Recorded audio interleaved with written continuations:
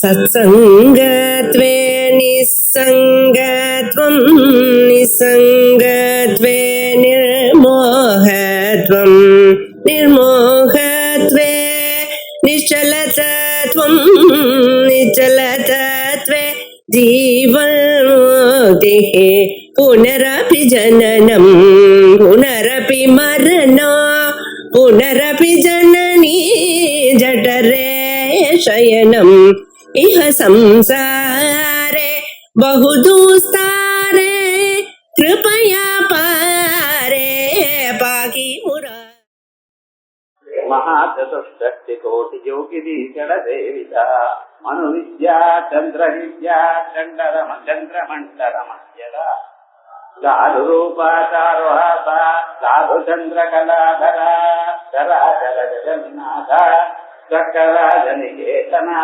பார்வதி பத்மநயனா பத்மராக சமப்பிரபா சந்திரமண்டல மத்தியதா அப்படின்னு அம்பாளுடைய சுரூபத்தை விசேஷமாக சந்திரமண்டலத்தை தியானம் பண்ணக்கூடியதான ஒரு விசேஷமான ஒரு அம்சத்தை சொன்னோம். வாக்தேவிகள்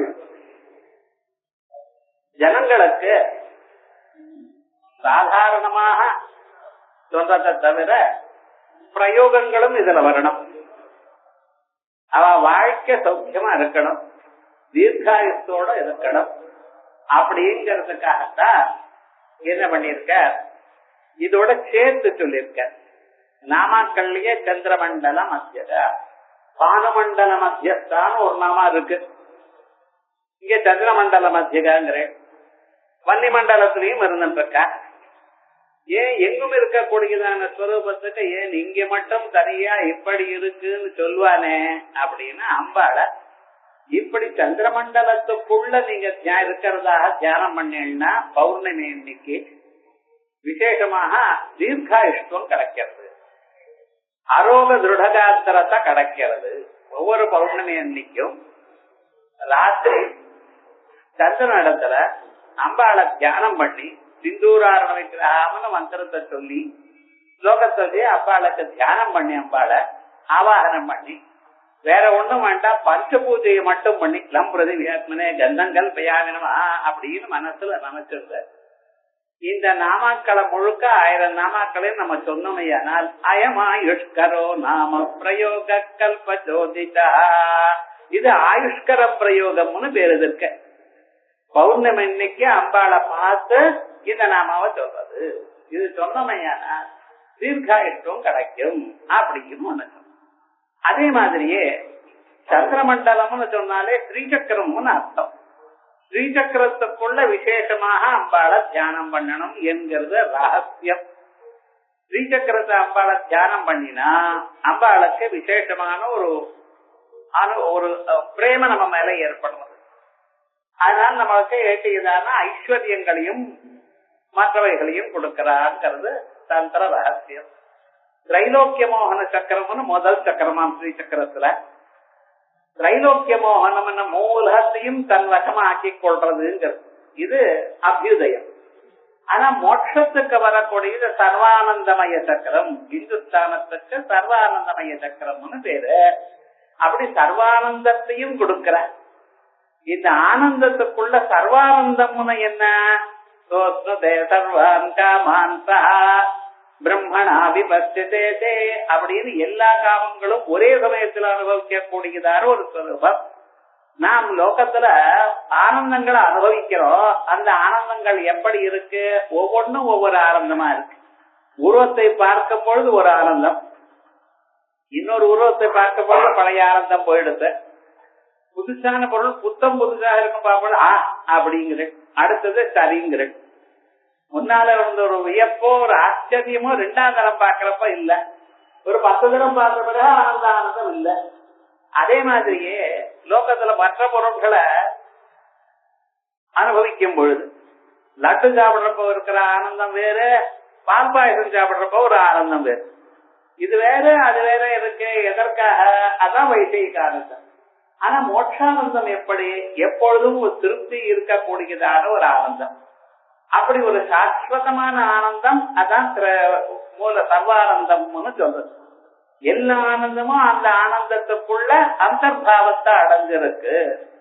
எந்தெந்த ஆனந்தம் எப்பப்ப யாராருக்கு வருமோ எல்லா ஆனந்தங்களும் அந்த பிரம்மானந்தத்துக்குள்ள ஒன்றாக போச்சுன்னு சொல்றதுக்காக அப்படிப்பட்டதான ஒரு ஆனந்தத்தை கொடுக்கறது தான் சந்திரமண்டல மத்தியகா சொன்ன. அப்படி இப்ப என்னாச்சு, அக்னிமண்டலம் சொன்னேன், காலமண்டலம் சொன்னேன், சந்திரமண்டலம்.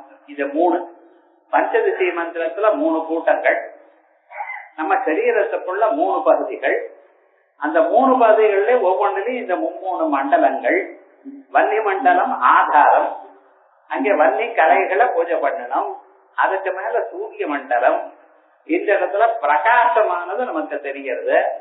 பிறகு சந்திர மண்டலம், சந்திர மண்டலத்துல ஆனந்த அனுபவம் ஏற்படுறது. இப்படி அவளுடைய வாழ்க்கையில ஏற்படக்கூடியதான ஒரு தத்துவத்தை விசேஷமாக இங்க பிரதிபாதனம் பண்ணிருக்க.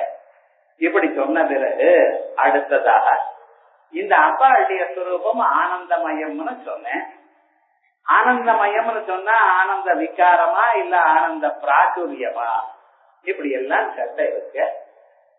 ஆனந்த விகாரம் ஆனந்த பிராச்சுரியம்னு சொல்றோமையானால் இவைகள்லாம் என்ன ஆறது அப்படின்னா, அந்த ஆனந்தமயம்னு நீங்க யார சொல்றீங்களோ அவன் ஜீவனாகவே ஆகிவிடுகிறான்.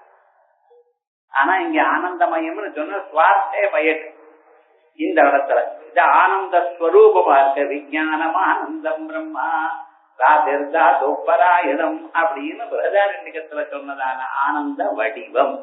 அந்த ஆனந்த வடிவமா இருக்கக்கூடியதான அம்பாள சாதாரணமாக நாம் பார்க்கக்கூடியதான இவைகளுக்கு அப்பாற்பட்டதான ஒரு ஸ்வரூபத்தை நாம் தியானம் பண்ணுகிறோம்.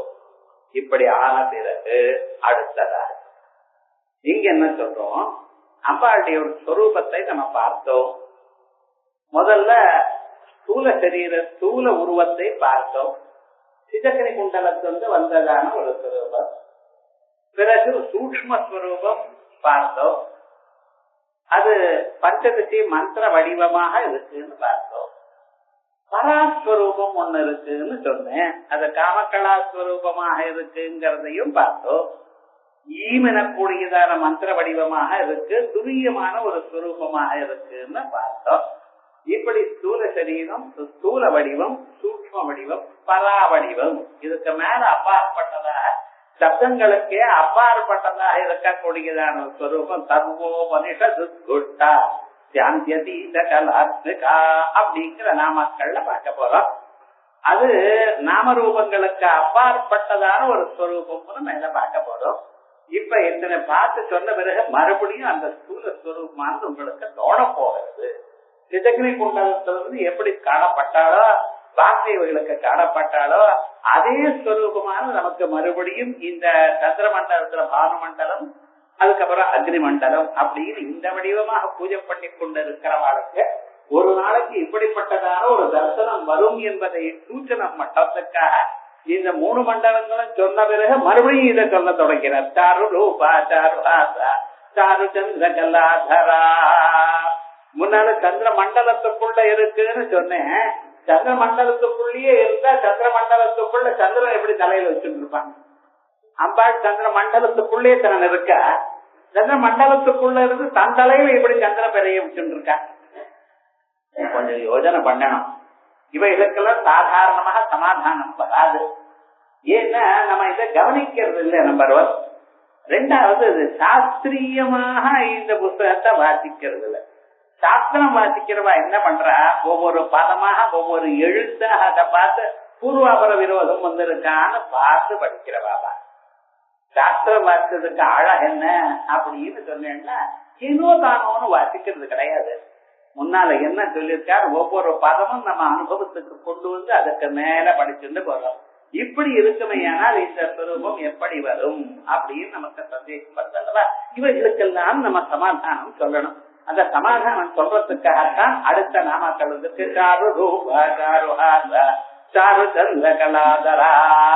சாரு சுந்தரம் ரூபம் லாவண்யம் ஆசஸ்தா. பாருங்க, 2 நாமாக்கு சேர்த்து ஒரு சென்டென்ஸ்ல அர்த்தம் பண்ணிட்டார். ஒரு நாமாக்கு 4 பக்கம் அர்த்தம் பண்ணி இந்த நாமாக்கள் உண்டு.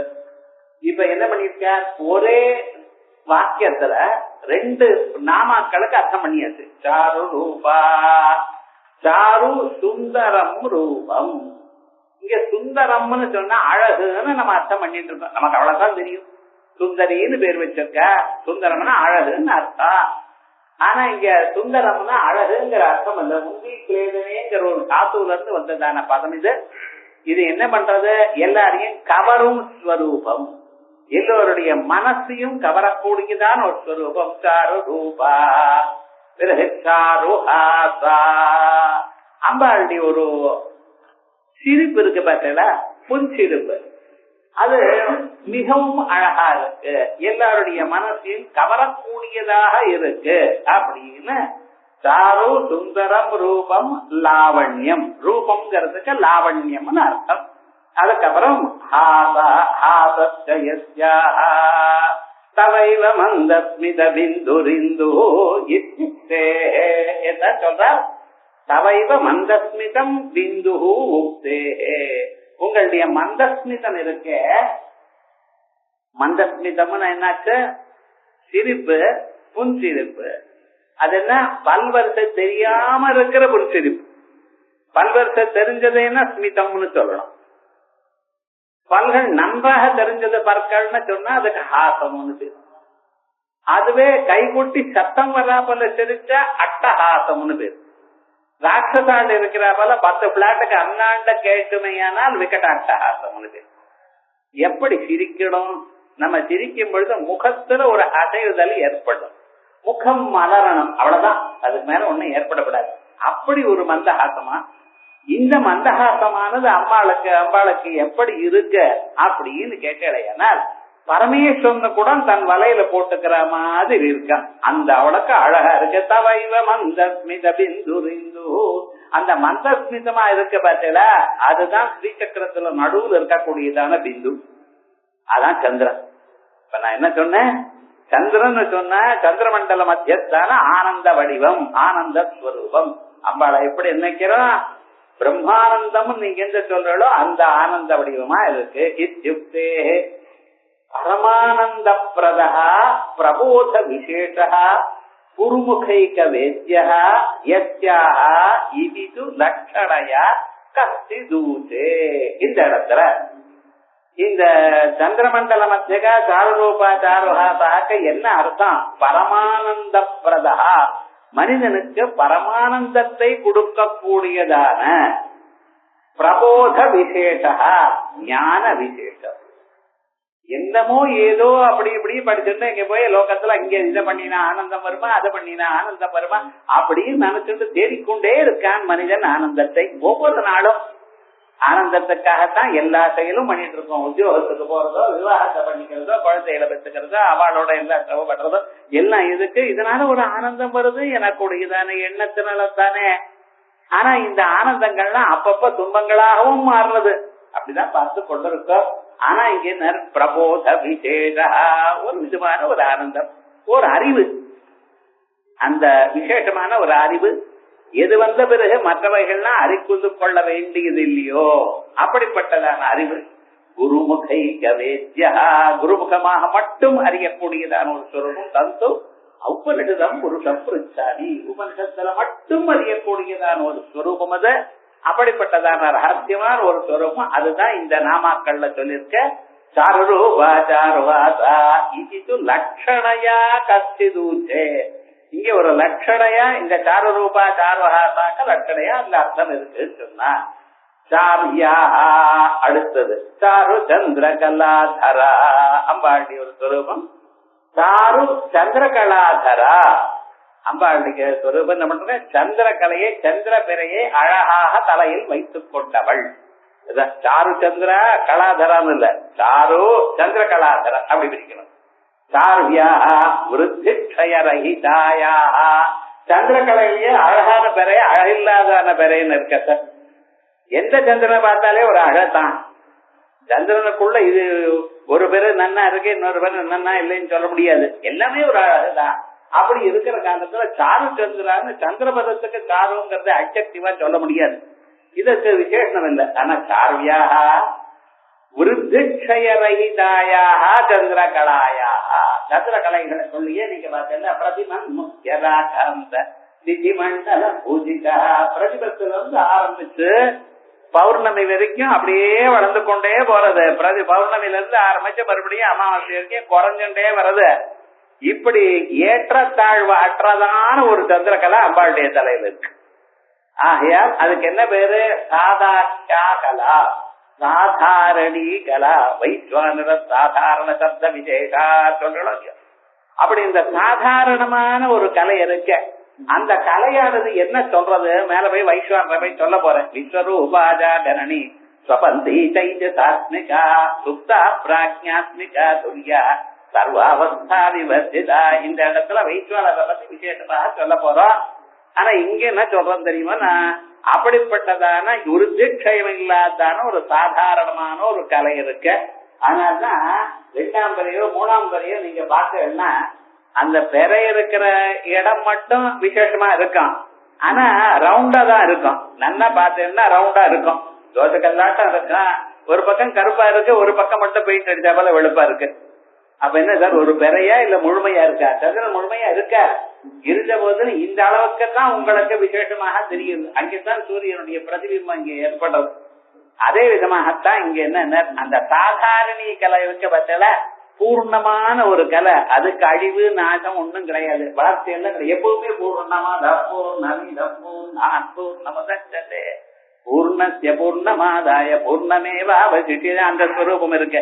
ஆனா உங்களுக்கு அகப்படும் கலைகள் இருக்கே, அதுதான் வளர்றதோ குறையறதோ. அந்த சாதாரணமான ஒரு கலை இருக்க பட்சல அதான் அம்பாள் வச்சுட்டு இருக்கலாம். அதனால விருத்திரஹிதாயா சந்திர கலாயா சாதாத்யாயா அதுக்கு பேரு சொல்லிவிட்டார். சாதா கலா அப்படின்னு வருது.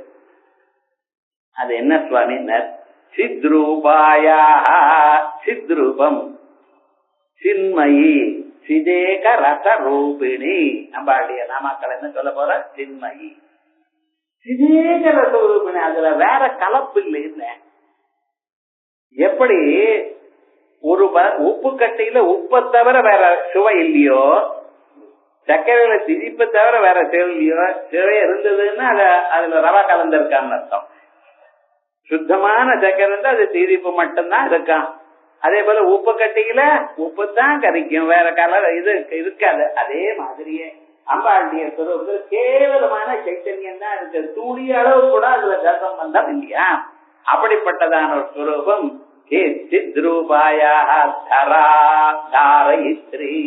இப்படின்னு விசேஷமாக அம்பாளுடைய சுரூபத்தை 3 நாமாக்கள்ல ஒரு ரகசியமான ஒரு அர்த்தத்தை சொல்லியிருக்கார். மேலோட நம்ம என்ன பண்ணிருக்கோம்? அழகான உருவம் உள்ளவள், அழகான சிரிப்பு புன்சிரிப்பை உடையவள், சந்திரபரையே தலையில வைத்துக் கொண்டிருக்கிறவள். இவளைத்தான் அர்த்தம் புரியுது.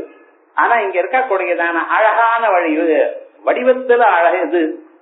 முதல்ல அழகுன்னாலே இவனுக்கு தெரியல, எதையோ கண்ட அழகுங்கிறான். அழகுன்னு ஒண்ணும் தெரியல, ஆனா வடிவத்தில் ஒரு அழகு என்ன? அவைகளை பார்க்கறதுக்குத்தான் முன்னாலேயே நமக்கு இந்த வடிவத்தினுடைய அழகு முன்னாலேயே சொல்லியாச்சு. வாக்தேவிகள் சொல்லி இருக்கா நமக்கு. நம்ம தியானம் பண்ணல. வாக்தேவன் முதல்ல ஆரம்பிக்கிற காலத்திலே அம்பாளுடைய வடிவழக விசேஷமாக சொல்லியிருக்கா. எப்படி சொல்லியிருக்கா? 1000 சூரிய பிரகாசம் இருக்கிறதாகவும் 4 கைகளை கொண்டதாகவும் ஆசையே அம்பாளுடைய விசேஷமாக பாசமாகவும் குரோதத்தை அங்குசமாகவும் மனசை கரும்பு இல்லாகவும் 5 பஞ்ச தன்மாத்திரைகளை பஞ்ச பானங்களாகவும் கூந்தல்ல சம்பக அசோக புன்னாக மல்லி ஜாதி பூக புகழ முக்கிய சர்வத்து குசுமைகள்லாம் வைத்திருக்கோம். அதையும் அஷ்டமி சந்திரன் போன்றதான ஒரு நெற்றியை உடையதாகவும் களங்கம் போல இருக்கக்கூடியதான கஸ்தூரியை தான் பொட்டாக வைத்துக் கொண்டிருக்கிறதாகவும் முககாந்தி பிரவாகத்தினால் நீந்தக்கூடியதான மீன்கள் போன்றதான கண்களை உடையவளும் சம்பக புஷ்பம் மாதிரி இருக்கக்கூடியதான மூக்க உடையவளும் நட்சத்திரம் போன்றதாக இருக்கக்கூடியதான மூக்குத்தியை உடையவளும் பத்மராகம் போன்றதான கன்னங்களை உடையவளும் கோவப்பழம் போன்றதாக இருக்கக்கூடியதான உதடுகளை உடையவளும் புன்சிறு போத கூடி இருக்கிறவளும் நிகரற்றதான முகவாகட்டையோட கூடி இருக்கிறவளும் காமேஸ்வரன் கட்டினதான மாங்கல்ய சூத்திரத்தை கழுத்துல தரித்துக் கொண்டிருக்கிறதாகவும் முத்து மாலைகளோட கூடி இருக்கிறவளும் சிவந்ததான அருணாருணமாக இருக்கக்கூடியதான பட்டு வஸ்திரத்தை தரித்ததாகவும் தங்க ஒட்டியானமும் வணங்கும் பக்தர்களுடைய இதயத்தில் இருக்கக்கூடியதான உள்ளுருட்டை போக்கக்கூடியதான நககாந்திய உடையவளாகவும் அன்னம் போன்றதான நடை உடையவளாகவும் அழகின் கடலாகவும் பரமசிவன் மடியில மேருமலைக்கு நடு உச்சியில இருக்கிறதாகவும் சிந்தாமணி கிரகத்துல பஞ்ச பிரம்மாசனத்துல மகாபத்மத்துல கதம்ப வனத்துல பார்க்கடலுக்குள்ள தேவர்ஷிகண சங்காத தூயமான ஆத்ம வைபவா தேவர்ஷிகள் ரிஷிகள் இவெல்லாம் கூட்டம் கூட்டமா சேர்ந்து எந்த ஒரு அம்பாளுடைய சுரூபத்தை எப்பொழுதும் பிரார்த்தனை பண்ணிட்டு இருக்காளோ ஸ்தோத்திரம் பண்ணிட்டு இருக்காளோ அம்பாளுடைய ஒரு உயர்வை எப்பொழுதும் ஆத்ம வடிவமாக வேதாந்தங்கள் சொன்னாங்க. ஆத்மா தானே இந்த உருவம் கொண்டு இருக்கு. நாம இப்படி சதுர்புஜே சந்திரகலாபதம்னு தியானம் பண்றோம். ஆனா இது விதமான ஒரு ஸ்வரூபம் இல்ல. இதுக்கு அப்பாற்பட்டதாக வேதாந்தங்கள்ல சுத்த பிரம்மஸ்வரூபமாக எது சொல்லியிருக்கோ அதெல்லவா நாம் அறிந்து கொள்ள வேண்டியது. எனக்குரியதான உருவம் சாரு ரூபா. சாரு ரூபாங்கிறதுக்கு அதுக்குள்ள என்ன ஸ்வரூபம்? வாக்தேவிகள் சொன்னதான ஒரு ஸ்வரூபம். லலிதா சாஸ்திரநாமத்தில் இது போல 5 இடத்துல வரப்போகுது. சுந்தரகாண்டத்துல அனுமார் சுந்தர சமுத்திரத்தை தாண்டி விட்டு மறுபடியும் இந்த பக்கம் வந்தாச்சு. முதல்ல என்ன பண்ணாங்க? ஜாம்பவானுக்கு வந்தார், பிறகு அங்கதனுக்கு வந்தார். அதே மாதிரி ஆனா சொல்ற இடத்துல என்னாச்சுன்னா ஒரு தடவை விஸ்தாரமா சில சொல்றார், ஒரு தடவை குறைச்சலா சில சொல்வார். கடைசியில வரும் பொழுது என்னாச்சுன்னா ராமனுக்கு சொல்லும் பொழுது மறுபடியும் சொல்றாரு. எல்லாத்தையும் சொன்ன விஷயத்தையே சொல்றதுங்கிறது ஒரு சம்பிரதாயம். ஏன்னா அது நமக்கு நன்னா தெரியணும் இல்லையோ, மனசுல அப்படியே ஆழமா பதியணும் இல்லையோ. அதே விதமாக சொன்னதான ஒரு ஸ்வரூபத்தை எங்க முதல்ல ஆரம்பிச்ச சிதக்னகுண்ட சம்பூதா தேவ கர்கியத முத்யதா உத்யத் பானுதஹஸ்ராபா சதுர்பாஹு சமன்வித அப்படிங்கிற உருவத்தை மறுபடியும் இங்க சாரு ஹரூபாங்கிறத சந்தோஷப்படுத்திருக்கார் நமக்கு. இப்படிப்பட்டதான உருவம், அந்த உருவத்தை பகவானுடைய ஒரு ஸ்வரூபத்தை, அம்பாளுடைய ஒரு ஸ்வரூபத்தை நமக்கு இதை ஞாபகப்படுத்தின ஸ்வரூபத்தை ராகா சந்திர சமான காந்திவதனா நாகாதிராஜஸ்துதா மூகாநாமபி குர்வதி சுரதுனி நீகாஜவக்வைபவம் ஸ்ரீகாந்தி நகரே விஹார ரசிகா சோகாபந்திரி சதாம் ஏகா புண்ணிய பரம்பரா பசுபதேராகாரிணி ராஜதே. இதே உருவத்தை தான் இங்க சொல்ற. ராகா சந்திர சமான காந்திவதனா. அம்பாளுடைய முகம் பௌர்ணமி சந்திரன் போன்றதான ஒரு பிரகாசமாக இருக்கா. நாகாதிராஜஸ்துதா. நாகம்னா ஸ்வர்க்கம். ஸ்வர்க்கத்துல இருக்கக்கூடியதான இந்திராதி தெய்வத்தைகள் சொல்லப்பட்டதான உபாசிக்கப்பட்டதான காதி வித்யா ஸ்வரூபமா. முதல்ல பாருங்க என்ன சொல்லிருக்கேன்? ஸ்தூல வடிவத்தை சொல்லியிருக்கேன். அடுத்ததாக நாகாதிராஜஸ்துதா. நாக அதிராஜனான இந்திரனான சுத்திக்கப்பட்டதான காதி வித்யா ஸ்வரூபமா இருக்கல. மூகாநாமபி குர்வதி சுரதுனி நீகாஜவக்வைபவம். அந்த மந்திரத்துக்கு முதல்ல இருக்கக்கூடியதான வாக்பவ கூட்டமாக அம்பாள் இருந்துட்டு இருக்காளே. ஏகா புண்ணிய பரம்பரா. இப்படிப்பட்டதான ஒரே புண்ணிய பரம்பரை, புண்ணியங்கள் பண்ணினத்தினால ஏற்படக்கூடியதான இந்த திவ்யமான ஒரு ஸ்வரூபம் பசுபதேராகாரிணி ராஜதே. அந்த பசுபதியா இருக்கக்கூடியதான பரமேஸ்வரனுடைய ஒரு ஸ்வரூபம். இத சொன்னதாக மூக்க கவி சொல்ற. அதே நம்ம ஆச்சாரியர் பகவத்பாதர் முகே தே தாம்பூலம் நயனயுகலே கஜ்ஜலகலா லலாட்டே காஷ்மீரம் விலசிகலே மௌக்திகலதா புரப்காந்தி சாட்டி பிருதுகட்டி சட்டே ஆட்டகமயி பஜாமி ஸ்வாம் கௌரி நகபதி கிஷோரீம விரதம் அப்படின்னு ஆனந்த லஹரியில இதே அர்த்தம் தான் இங்க இருக்கக்கூடியதான காடு ரூபாங்கிறதுக்கு ஒரு அர்த்தம். முகே தாம்பூலம். அம்பாளை எப்படி சேரம் பண்ணணுமா? தாம்பூலம் போட்டு சிவந்ததான உதவிகளோட சந்தோஷமா இருக்கிறதா. மனுஷன் எப்ப சந்தோஷமா இருப்பான்? வயர் நிறைய சாப்பிட்டு தஞ்சாவூர் டிஸ்ட்ரிக்ட்ல இருக்கிற மாதிரி தாம்பூலத்தை போட்டு அப்படி உட்கார்ந்தவன் முகே தாம்பூலம் நயனயுகலே கஜ்ஜலகலா. 2 கண்கள்லயும் அந்த மைய போட்டு இருக்காளா. கண்ணு பாக்கிறதுக்கு ஒரு அவங்களுக்கும் குளிர்ச்சி, பாக்கிறவாளுக்கும் நன்றாக இருக்கணும். இப்பெல்லாம் ஒண்ணுமே போட்டுக்கிறது இல்ல. அந்த கஜ்ஜலம் எல்லோரும் போட்டப்பா பண்ணினா கஜ்ஜலகலா. லலாட்டே காஷ்மீரம். நெத்தியில போட்டு இருக்கணும். நெத்தி இருக்கானே டவுட். இப்ப அதுக்கு மேல பொட்டு வச்சுக்கிறதுக்கு வெக்கப்படுறா ஸ்திரீகள்லாம். கல்யாணம் ஆனபுறம் பொட்டு வச்சுக்கணும், தெரிகிறா போல வச்சுக்கணும். அதுக்கு என்ன சொல்லிருக்குங்கிறது முகம் எனக்கூடியதான ஒரு பழக்கத்துல அந்த பொட்டானது யோக சாஸ்திரத்துக்கு விசேஷமா இந்த இடத்துலதான் 3வது கூட்டம் முடிகிறதுன்னு சொல்றதாம். அந்த இடத்துல சந்திரமண்டலத்தினுடைய பிரசரம் ஆரம்பிக்கிறதுன்னு சொல்றதுக்காக பொட்டு வச்சுக்கணும்னு சொல்லியிருக்க. அதனாலதான் பொட்டை வச்சுக்கிறதுக்கு ரவுண்டா வச்சுக்கணும்னு சொல்லியிருக்கா. அத நீங்க பாட்டுக்கு இப்படி வச்சுக்கணும் எது இருக்கட்டும், ஆனா பொட்டுன்னு வச்சுக்கிறாள். இப்ப எல்லாம் என்னடா பொட்டு வச்சுட்டா அது வெக்கமா கூடாதுங்கிறான். ஆச்சாரியர் என்ன சொல்றாருல, அலே காஷ்மீரம் விலதே மௌக்திகலதா, அதே போலயே கழுத்துல முத்து மாலை இருக்கணும். அதே போல புற காஞ்சி சாடி மின்னக்கூடியதான காஞ்சிபுரம் பட்டுப்படும். என்ன காஞ்சிபுரத்துல இருக்க காஞ்சி சாடி ருது கட்டி தட்டே ஆட்டகமயி, ருது கட்டி தட்டே ஒட்டியானத்தை போதுனா தங்க ஒட்டியானத்தோட பஜாமித்வாம் கௌரி நகபதி கிஷோரி மவிரதம் அப்படின்னு அம்பாள கீழே சொன்னதான அந்த தேவதைகள் சொன்னதான வாக்தேவிகள் சொன்னதான ஒரு ஸ்வரூபத்தை அழகா நமக்கு இப்படி சொல்லி கொடுத்திருக்க. இந்த ஸ்வரூபத்தை சாரு ரூபா சாரு ஹாசா சாரு சந்திர கலாதரா, அதுக்கப்புறம் சாரு சந்திர கலாதராங்கிறதுக்கு விசேஷமாக ஒரு அர்த்தம் பண்ணிட்டு இருக்க. சாரியாக விருத்திக்ஷய ரயிதாயாக சந்திரகலாயாக சாதாட்சாயாக விஸ்ரூபாயாக தரா தாரயித்ரி அப்படிங்கிற ஒரு அர்த்தத்தை நம்ம இப்பொழுது பார்த்தோம். அதுக்கு மேல இருக்கக்கூடியதான ஒரு அர்த்தம் சொல்ற யத்வா சந்திரகலாட்சா ராஜகன்யா தேவி பாகவதே பிரசித்தா. தேவி பாகவதத்துல ஒரு சந்திரகலான்னு ஒரு அம்மா பேரா, அந்த அம்மாவுடைய கதையை சொல்ற. இந்த கதையானது கதை சொல்றதுக்காக இங்க வந்திருக்கோம், நம்ம தத்துவத்தை கிரகிச்சுக்கிறதுக்காக தானே வந்திருக்கோம். கதை வழியாக தத்துவத்தை சொல்ற அந்த கதையில தேவி பாகவத்துல பிரசித்தன சத்யா ஸ்வப்னே காமராஜ உபாசகா சுதர்சனாக்கியா ராஜபுத்திரேவ ஸ்வயா வரணீயா இது அம்பயா கதிதம். இங்க பார்க்கணும், ரொம்ப பேர் என்னமோ சொல்ற, எனக்கு சொப்பனத்திலேயே யாரோ உபதேசம் பண்ணிவிட்டா, நான் அந்த ஜபம் பண்ணலாமா? உபதேசம் பண்ணினார், ஞாபகம் இருக்கு அவங்களுக்கு. ஒரு ஸ்லோகத்தை சொன்னார் சார், 2 லைன் ஞாபகம் இருக்கு, மீதி 2 லைன் நீங்க சொல்லுங்க. நானா சொன்னதுல ஒருவேளை நான் வந்தாலும் முடிச்சுட்டு எனக்கு ஞாபகம் இருக்கு, நீங்க பார்த்த சொப்னத்துல நாம எப்படி சொன்னது தெரிய வரும்.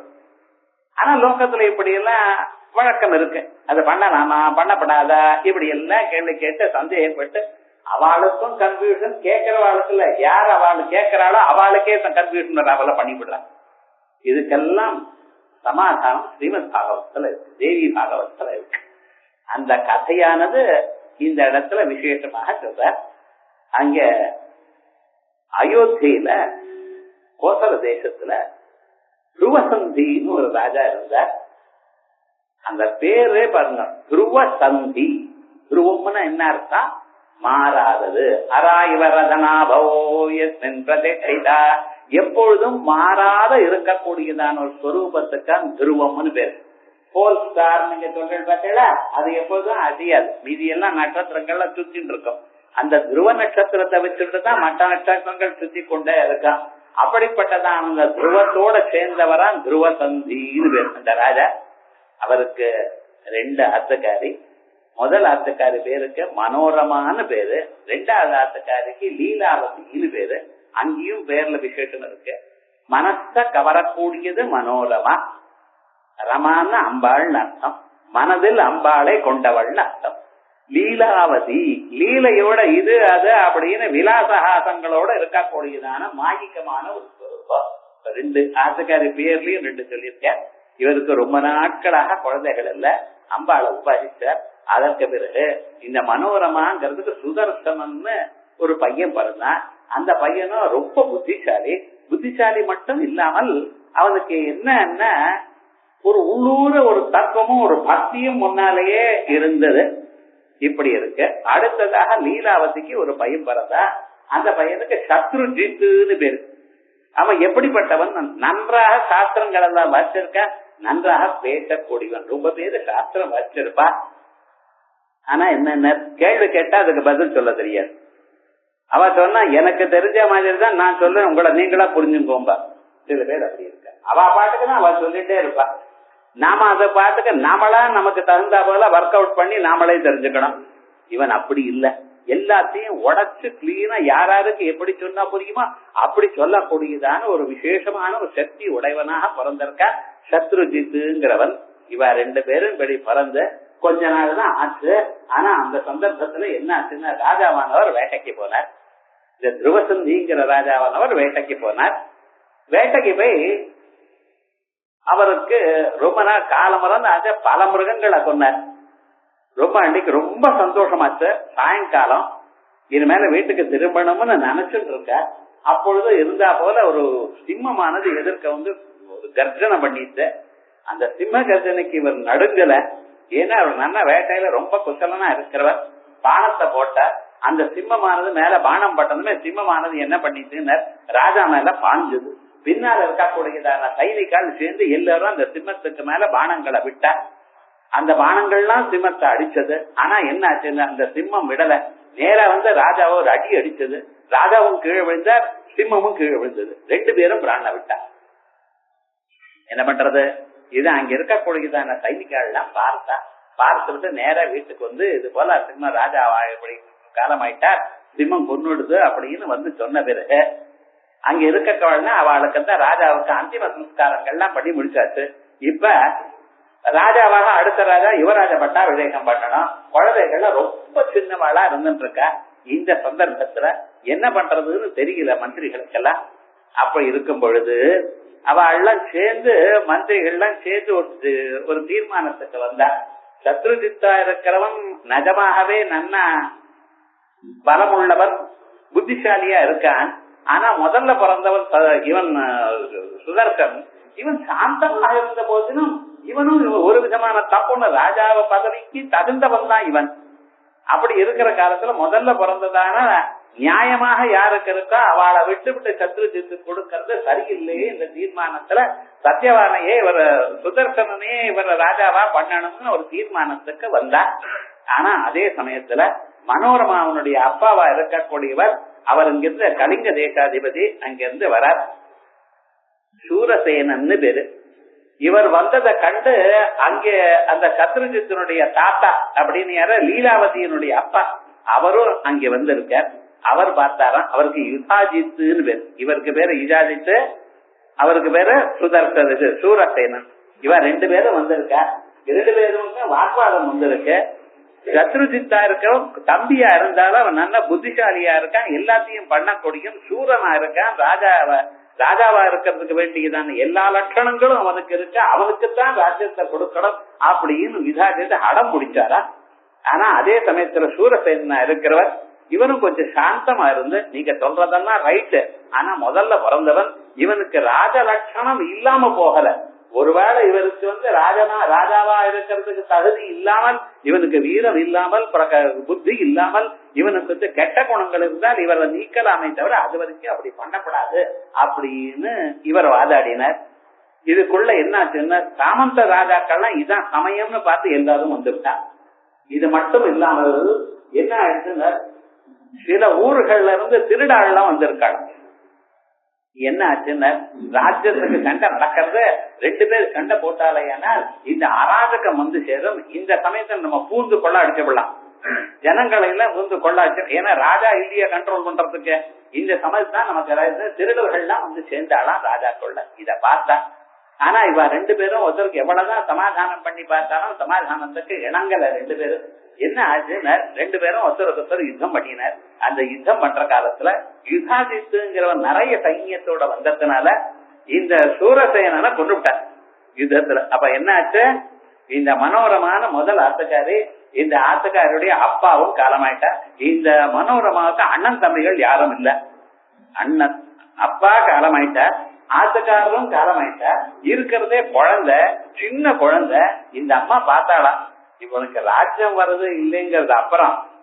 இப்ப வந்து சூரசேனன் வந்து இருக்காரு, யுதாஜித்து வந்து இருக்காரு. அந்த யுதாஜித்து வந்து இருக்காரு, ஏனால் அவர் ராஜ்யத்தை புடிச்சு அந்த ராஜ்யத்தை தன்னுடைய பேரனா இருக்கக்கூடியதான சத்ருஜித்து கொடுத்துருவார். இத்தனை நாள் நம்மளோட ரொம்ப பிரியமாகத்தான் இருந்தால் லீலாவதி. ஆனாலும் இப்பொழுது அந்த அம்மாவுக்கு என்ன ஆச்சுன்னா விரோதம் எனக்கூடியதான ராஜ்ய லாபம், ராஜ்ய ஆகாட்ச எனக்கூடியதான வியாதி வந்திருக்கு. இந்த பணம் எனக்கூடியது வியாதி தெரிஞ்சுக்கலாம். பணம் ஓரளவுக்கு இருக்க வேண்டியதுதான் மனுஷனுக்கு. ஆனா பணத்துல ஆசை வந்துருதுன்னு வச்சுங்களேன், அந்த பணமானது வியாதியா மாத்திட்டு எல்லாத்தையும் தினத்தோடு நீங்க சாப்பிட உட்கொள்ளக்கூடியதான ஆகாரத்தையும் உங்களுக்கு பிடிக்காம பண்ணிவிடும். ஆகையால் பணமானது ரொம்ப கேர்ஃபுல்லா இருக்கணும். இப்ப நான் லீலாவதியை கேட்டு பிரயோஜனம் இல்லை. நல்லவதான் லீலாவதி, எனக்கு ரொம்ப வேண்டியவள் தான், இருந்தாலும் இந்த சமயத்துல அந்த அம்மா கேட்டு பிரயோஜனம் இல்லை அப்படின்னு யோசனை பண்ணி பாக்குற. இப்ப நான் எப்படி பண்ணணும்? எனக்கும் ஆத்துக்காரர் காலமாயாச்சு, அப்பா காலமாயாச்சு, அண்ணன் தம்பி யாரும் இல்ல, இருக்கிறது ஒரே ஒரு ஆலம்பனம் என்னுடைய குழந்தை. அந்த குழந்தைய காப்பாற்ற வேண்டியதான பொறுப்பு எனக்கு இருக்கு. அவனுக்கு ராஜ்யம் கிடைக்கிறது இல்லைங்கிறது அப்புறம் இருக்கட்டும் அப்படின்னு நினைச்சா என்ன பண்ணினா, ஒரு அங்க இருக்கக்கூடியதான ஒரு மனுஷியால ரொம்ப நம்பிக்கையா இருக்கக்கூடியதான ஒரு மனுஷன்கிட்ட சொன்னார். அவரும் சொன்னார், நம்ம இங்க இருக்கிறது நியாயம் இல்ல, ஏன்னா யுதாஜித்து ஜெயிச்சு விட்டார், ஜெயிச்சுட்டு இங்க வருவாரையானால் என்ன பண்ணுவார் தெரியுமா, உங்களையும் உங்க பையனையும் ஜெயில போட்டுருவார். போட்டு விட்டு சத்ருஜித்த ராஜாவா ஆக்குவார். அதோட நமக்கு ரொம்ப சிரமமா போயிடும், கொன்னாலும் கொண்டு விடுவார். ஆகையால் நம்ம இந்த இடத்த தப்பிச்சுட்டு போறதுதான் பெட்டர்னு நினைச்சார். அப்படின்னு அட்வைஸ் கொடுத்தார். ஐயரும் பார்த்தாராம், இதான் நியாயமா தோணிச்சு. என்ன பண்ணினா, குழந்தை அழைச்சுண்டா நேரா லீலாவதி கிட்ட போனாளா. எங்க அப்பா காலமாயிட்டார், உங்க அப்பா தான் கொண்டுட்டார், அவரை நான் அவருக்கு அந்திம சம்ஸ்காரங்கள் சரி பண்ணி விட்டு நான் வரேன்னு சொன்னேன். எதுக்காக இப்படி சொன்னான்னு, இந்த அம்மா காணாம போச்சுன்னா தேடத்தே இருந்தாலும், ஏன்னா எந்த ஊருக்கு போறான்னு போக முடியாது. இந்த இடத்துக்கு போனேன்னு சொல்லிவிட்டு போனான்னு தெரியணுமா. வீட்டை விட்டு போறப்போ ஒரு இடத்துக்கு போறேன்னு சொல்லிட்டு போனோம், அட்டென்ஷன் டைவர்ட் பண்ணிவிட்டு தெரியாம போயிட்டு எல்லா பக்கத்துலயும் தேடாத மாட்டி போயிட்டு. தேவி பாகத்துல என்னென்ன கதை சொல்லியிருக்கு முழுக்க என்னடா பண்ணினா, இப்படி போனா இந்த களத்துக்கு போனா அப்பாவை பார்த்தா அங்கேயே சம்ஸ்காரங்களுக்கெல்லாம் அரேஞ்ச் பண்ணினா அந்த இடத்துல இருந்து இந்த விதலனோட சேர்ந்து வெளியூருக்கு போக ஆரம்பிச்சா. பாதி வழிய கங்கை கரைய தாண்டி காடுக்குள்ள போற காலத்துல இந்தம்மா போட்டுண்டதான நகைகள் என்ன, கையில எடுத்துட்டதான காசு என்ன, அத்தனையும் திருடுகள் அடிச்சு எடுத்துன்னு போயிட்டான். ஒரு பைசா இந்த அம்மா கிட்ட இல்ல. இப்படி ரொம்ப நானா அவஸ்தப்பட்டு போற காலத்துல பரத்வாஜருடைய ஆசிரமம் அங்க காணப்பட்டது. அந்த பரத்வாஜருடைய ஆசிரமத்துக்குள்ள போன அதில் பரத்வாஜத்தை முனிய பார்த்தா ஒரு சந்தோஷம் வந்தது. அதே சந்தர்ப்பத்துல ஒரு நம்பிக்கை வந்தது, வாழ்க்கையில க்ஷேமத்தை அடையலாம். சதாம் சங்கோகி சேஷஜம், மகான்களுடைய சங்கம். நம்ம வாழ்க்கையில எவ்வளவு கஷ்டம் வந்தாலும் சரி, இந்த நல்ல வார்த்தையை இனிமையோடு பேசிட்டு ஜபம் பண்ணிட்டு சௌக்கியமா ஆனந்தமா ஆத்மாராமனாக ஆத்மரதையாக யார் இருக்கானோ அப்படிப்பட்டவனுடைய ஒரு அபிப்பிராயம், அவருடைய செயற்கை வாழ்க்கைக்கு நம்பிக்கை கொடுத்த நான் வாழ்க்கையில முன்னுக்கு வரலான்னு எனக்குரியதான எண்ணத்துல அந்த பரத்வாஜத்தை கேட்டிருக்கா. பரத்வாஜர் சொன்னாராம், இப்படியாமா நீங்க யாரு என்னன்னு கேட்டு இப்படி எல்லாம் தெரிஞ்சுட்டு ஒரு கவலையும் படாதீங்க, நம்ம ஆசிரமத்துல இருப்போம் சொல்லிட்டாங்க. இந்த ஆசிரமத்துல இருந்துட்டு இருக்காரு. இவ 2 பேரும் இருக்கார். இப்படி ரொம்ப நாள் ஆச்சு. சூரசேனன் அவர் என்ன பண்ணினார் தெரியுமா, நான் யுதாஜித் வந்தார், ராஜ்யத்துக்குள்ள வந்தார், ஜெயிச்சுட்டு எல்லா ராஜாக்களையும் சேர்த்து ராஜ்யத்துக்குள்ள வரார். வந்ததுமே என்னாச்சுன்னா மனோரமாவை காணும், சுதர்சனையும் காணும். என்ன பண்றது? சரி பரவாயில்லை, தன்னுடைய பேரனை ராஜாவா ஆக்கிவிட்டார். லீலாவதி குழந்தையான சத்ருஜித்த ராஜாவா ஆக்கின்றார். அந்த பையன் பெரியவனார வரைக்கும் அங்க இருந்து எல்லாத்தையும் பார்த்துட்டு அவனுக்கு சரியான இது வரைக்கும் அவனுக்கு நன்னா ராஜ்யத்துல ஸ்திரமாற வரைக்கும் தான் கண்காணிச்சுட்டு அதுக்கப்புறம் பார்த்தாரா, இந்த சுதர்சனம் சத்ரு இவன் என்னைக்காவது எங்கேயாவது இவனை கொண்டு பண்ணும், இல்லாத போனால் என்னுடைய பேரனுக்கு ஒரு பெரிய ஆபத்து இருந்துட்டே இருக்கு அப்படின்னு நினைச்ச. ஊரெல்லாம் தேடினர். கடைசியில பரத்வாஜ ஆசிரமத்துக்குள்ள இவ இருக்கா அப்படிங்கறத கண்டுபிடிச்சார். நேரா சைன்யத்தோட பரத்வாஜ ஆசிரமத்துக்கு வந்தார். வந்ததுமே பரத்வாஜர் என்ன பண்ணார், இந்த அம்மாவுக்கு விஷயம் தெரிஞ்சு போயிடுது. பரத்வாஜ ஆசிரமத்துக்கு வந்து விட்டார் விசாரிச்சு. இப்ப நம்ம 2 பேரையும் பலாத்காரமா அழிச்சுன்னு போவார், ஜெயில போடுவார், நம்மளுடைய பையனை கொண்டு போடுவார் இவர். ஆகையால் என்ன பண்றதுன்னு தெரியல. பரத்வாஜர் கிட்ட பிராதேயப்பட்டு நமஸ்காரம் பண்ணினாளா, நீங்க எப்படியாவது இவரை இங்க இருந்து அனுப்பிச்சு விட்டுறணும், இல்லைன்னா முடியாதுன்னு. பரத்வாஜர் சரின்னார். அவர் ஒண்ணுமே சரி அப்படியாமா நேரா போனார். அந்த பக்கத்து கிராமத்துக்கு அந்த காட்டுக்கு வெளியில நிக்கிற இவர். அப்ப கேட்கும் பொழுது இவரை பார்த்து, யுதாஜித்தை பார்த்து, நீங்க இங்க வர வேண்டாம், உங்க ஊருக்கு போங்கோ அப்படின்னு. வர வேண்டாம்னு சொல்றதுக்கு, ஆசிரமத்துக்கு ராஜா வந்தா வாங்கோன்னு கூப்பிடணும். நம்ம நாட்டு பண்பாடு என்னன்னா வாங்கோன்னு கூப்பிடணும். நீங்க வர வேண்டாம்னு வேற சொல்றீல, உங்க ஊருக்கு போங்கோன்னு சொல்றீல, ஏன் இப்படி பண்ணிட்டு இருக்க? நீங்க பண்றது நியாயமா இல்லையே? எனக்கு இருக்கக்கூடியதான சைன்யத்துக்கும் புஜபலத்துக்கும் உங்க ஆசிரமத்தை அழிச்சு அங்க உங்ககிட்ட இருக்கக்கூடியதான் அந்த மனோரமாவையும் அந்த சுதர்சனையும் நான் அழிச்சுன்னு போயிடுவேன், பலாத்காரம் அழிச்சுன்னு போயிருக்கேன். அதுக்காகத்தான் நான் வந்திருக்கேன். இன்னும் பாதி சைக்கியத்தோட வந்திருக்கேன், இன்னும் பாதி சைன்யம் வரணும். வந்த பிறகு நான் யுத்தத்துக்கு வரப்போறேன். மரியாதையா அவ 2 பேரையும் கொடுத்துருங்க, உங்க ஆசிரமத்தை ஒன்னும் பண்ண மாட்டேன்னா உங்க மேல எங்களுக்கு கோபம் இல்லை அப்படின்னா இவர் பார்த்தாராம் பரத்வாஜர். சொன்னார், இந்த பாருங்க, நான் சொன்னேன், உங்களுக்கு நல்ல வார்த்தை சொல்லியிருக்கேன், நீங்க இன்னும் யுத்தம் பண்ணணும் நான் சொன்ன பண்ணுங்க, உங்களால ஆன காரியம் பண்ணுங்க. ஞாபகம் வச்சுங்க, விஸ்வாமித்திரர் எனக்கூடியதான ராஜா வசிஷ்டர் ஆசிரமத்துக்கு வந்தார், நந்தினிய பலாத்காரமா அழிச்சுட்டு போகணும்னு பார்த்தார். அவர் காரியம் நடந்ததோ? அப்புறம் பாருங்க, உங்களாலையும் முடிஞ்சதுன்னா பாத்துங்க அப்படின்னாரா. இத சொன்னதுமே அந்த ராஜாவுக்கு ஒரு மாதிரி ஆயிடுச்சு. யுதாஜித்துக்கு என்னடா இது, இப்படி இருக்காரு இவர், இப்படி பேசுறாரு, ஒரு சாதாரண மகர்ஷி பலத்தோடு இருக்கக்கூடியதான ராஜாவின் இடத்துல இப்படி பேசுறாருன்னு சொல்லி அவர் கொஞ்சம் யோசனை பண்ணினார். அங்க இருக்கக்கூடியதான மந்திரிகள் எல்லாம் சொன்னாரா, வேண்டாம். இந்த பரத்வாஜரை பார்க்கும் பொழுது அவர் நிறைய பேருக்கு அன்னத்தை கொடுத்து கொடுத்து வந்தவாளுக்கெல்லாம் அன்னத்தை போட்டுட்டே இருப்பாராம். அவ்வளவு புண்ணியம் இருக்கு. ஒரு களமும் சும்மா இருக்க மாட்டார், ஜபம் பண்ணிட்டே இருக்கார். அப்படிப்பட்டதான மகாத்மா க்ஷத்ரிய பலம் பலம் பிரம்ம தேஜோ பலம் பலம். சத்திரிய பலமானது பிசிக்கல் பவரானது நிஜமா எப்பொழுதும் ஜெயிக்காது, மந்திர பலத்துக்கு முன்னால் இது நிக்காதப்பான்னு சொன்னா சரின்ட்டு அப்ப சத்தியா அவர் போயிட்டார். இவர் போன பிறகு இவர் வந்தார். இந்த சமயத்துல இந்த பையனுக்கு உபநயனம் பண்ணினார். 8 வருஷம் பிராமண உபநயிதா அப்படின்னு ஆரம்பிச்சு 10 வருஷம் ஆயிடுச்சு. அதனால ராஜன்யனா இருக்கான், இவனுக்கு உபநயனம் பண்ணணும்னு சொல்லி காயத்ரி மந்திரத்தை உபதேசம் பண்ணினார். இப்படி இருக்கிற காலத்துல ஒரு நாளைக்கு என்ன ஆச்சு தெரியுமோ, இந்த பையன் விளையாண்டே இருக்கா மற்ற முனிகுமாரர்களோட. அங்க இந்த விதல்ல கண்ணு ஒருத்தன் அழைச்சுன்னு வந்தான் பார்த்தல, அவன் எந்த காரியமும் பண்ண மாட்டான், அவன் நல்லவன் தான், ஆனா சுறுசுறுப்பா இல்லாதவன், அந்த புறத்துல வேலைக்காரன். அவனை பார்த்து ஒரு மனுக்குமாரன் கிளீவா அப்படின்னா சண்டனேன்னு வச்சான்.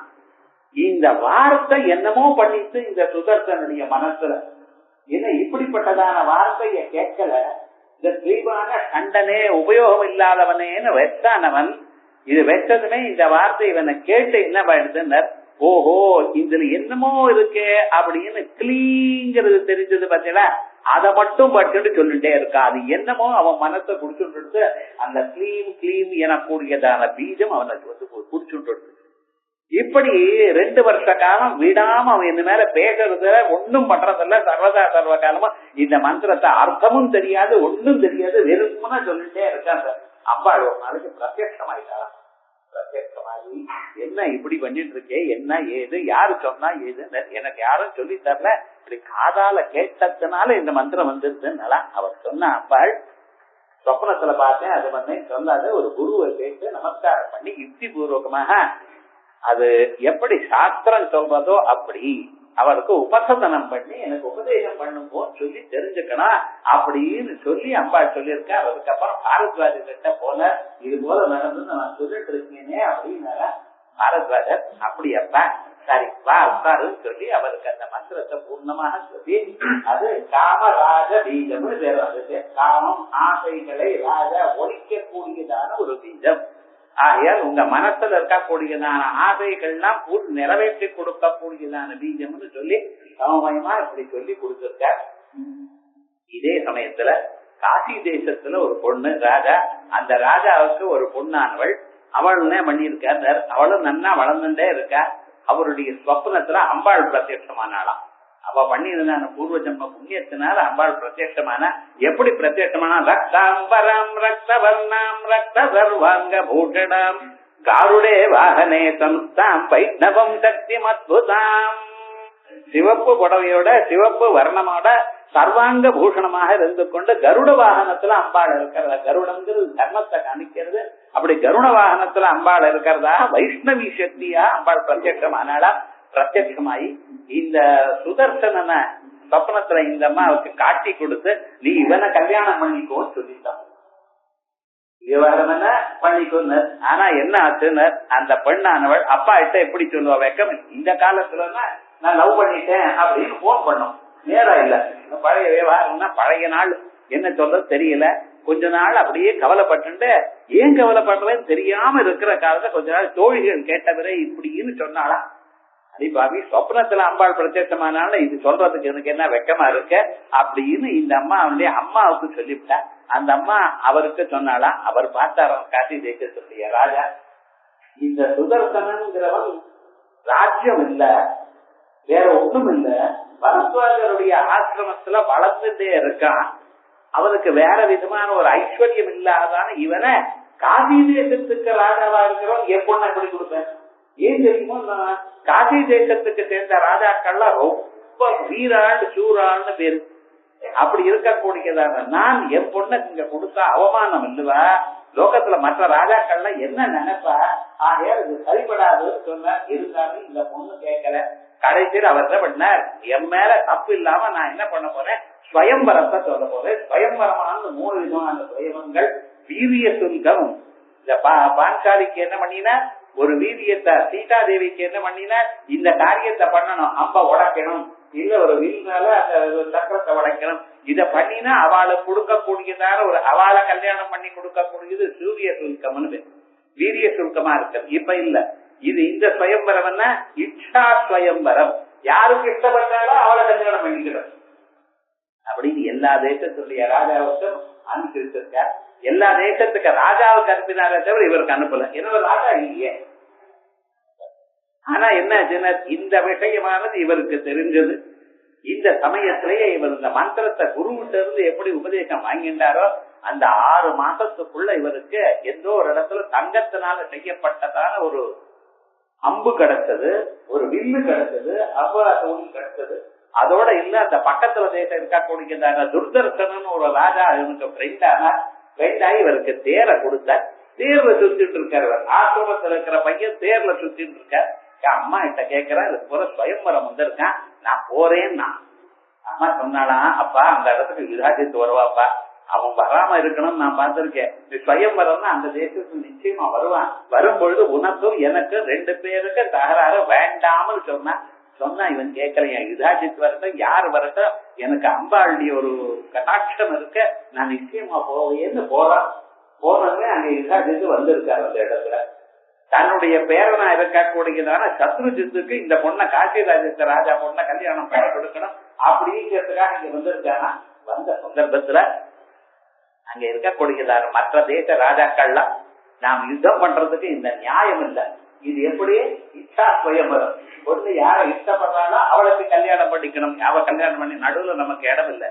வீரிய சுயம்பரமா இருக்கணையானால், வேற விதமான சுயம்பரமா இருக்கணையானால் நம்ம பொண்ணை அழைச்சுன்னு பலாத்காரமா எடுத்துன்னு போயிடலாம்.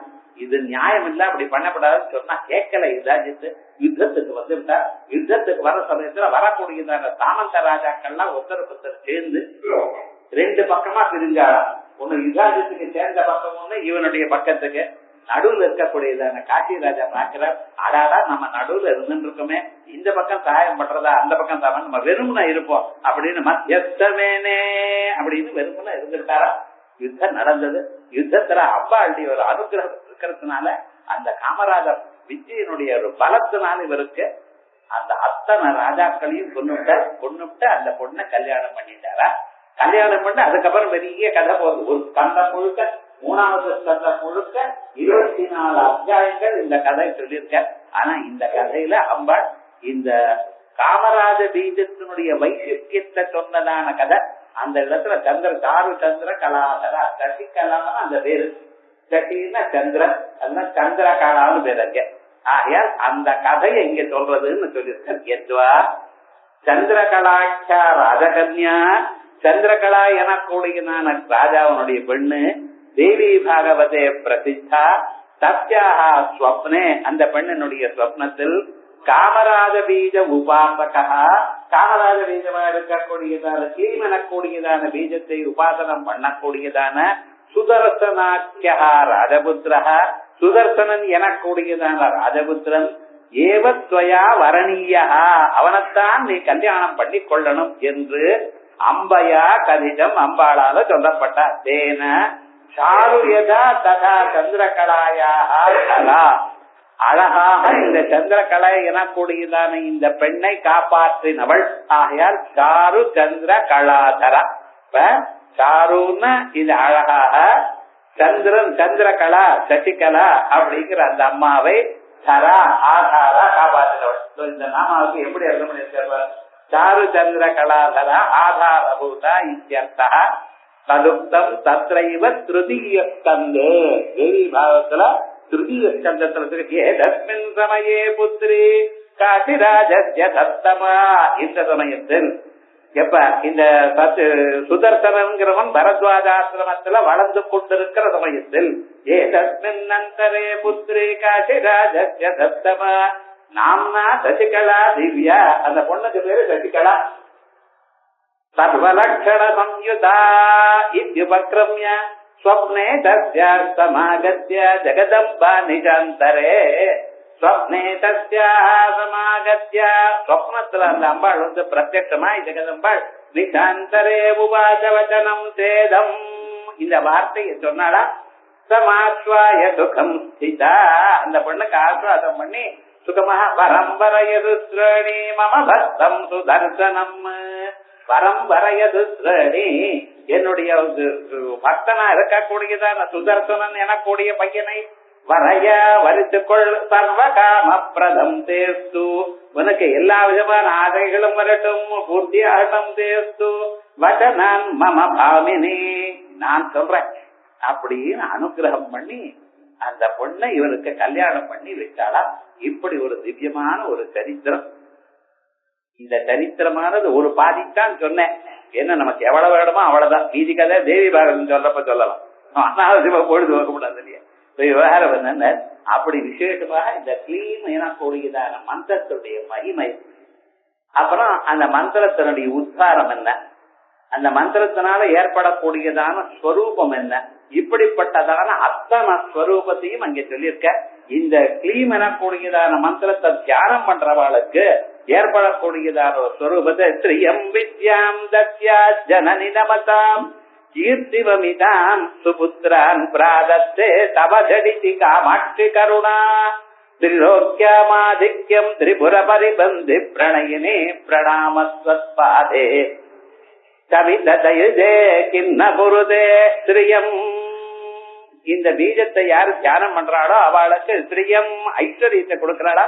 வித்யாம் உயர்ந்ததான ஒரு தத்துவத்தை ஞானத்தை கொடுக்க.